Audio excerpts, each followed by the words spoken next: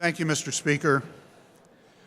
Mr. Speaker, an earlier comment today was that we have to not hurt our constituents, the very constituents we've been elected to represent. My constituents have been living... Members, please take your seats. The good gentleman's entitled to be heard. Members, please take your seats. Mr. Speaker, my constituents have been living in the gas patch for over 100 years. I have gas lines, legacy gas lines, steel lines spread across my district. My people have been living with that industry. They're safe. They haven't been suffering all these things that people say that science proves that is going to happen to them because of the gas well and the gas industry. Some comments were made today, too, about the DEP not being involved. Well, they were involved as a part of this committee. Comments were made that we're going back to an amendment, a bill from 1984. Well, as we heard today, there were 20 amendments to that bill over the years, going up to 2012. Regulations were updated consistently and continuously.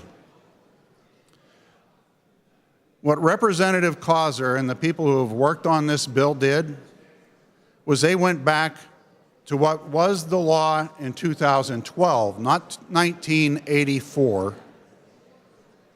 2012, when the gas industry got hijacked. And they used that as a base. And then they took the DEP's recommendation during those committee meetings and implemented a number of them, including increasing safety to water. One of them was allowing the DEP to take a look at the geological strata when making a determination on the permitting of wells and the use of wells. So all these claims that DEP has not been a part of this are false. On their face, they are absolutely false. Representative Causer and the people who have been involved with this have actively had DEP representation from the highest levels. They've had participation. They've taken the recommendations seriously, implemented a number of them, but they have also looked at the common sense people and looked to those people who were on that committee who have had to deal with our gas industry, both community members and the people who are in the industry. You know, my guys, the small gas operators, they're conservationists. They're not environmentalists, they're conservationists.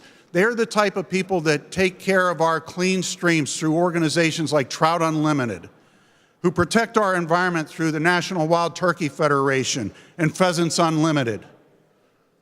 That's who my small business gas and oil operators are. They care about the environment, they care about the water, they drink that water, their family members, their neighbors, they drink that water. They understand that water is life.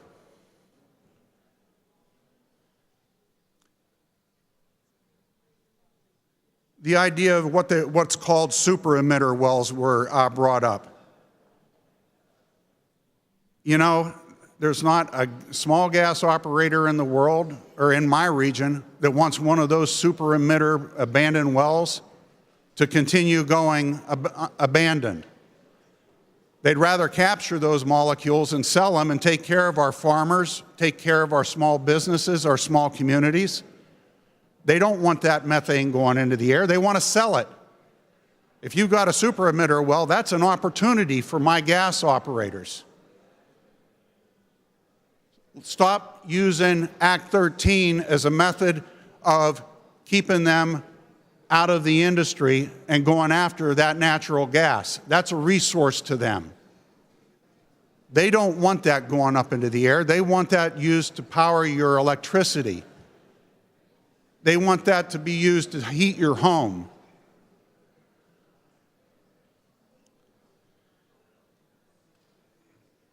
One representative here earlier today said imaginary problems are the hardest to solve. We've heard an awful lot of imaginary problems here. I have a lot of respect for Chairman Causer and the work that he's done, and the work that he's done with our gas and oil industry folks back home. Again, people who are small business owners who actually care about their communities and who do things to protect our environment and to restore our environment.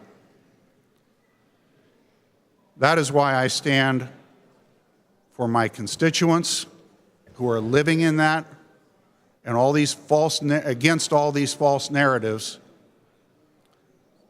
I stand for my constituents, I stand for the people of Pennsylvania, and I stand for these business owners. Thank you, Mr. Chairman. Thank you.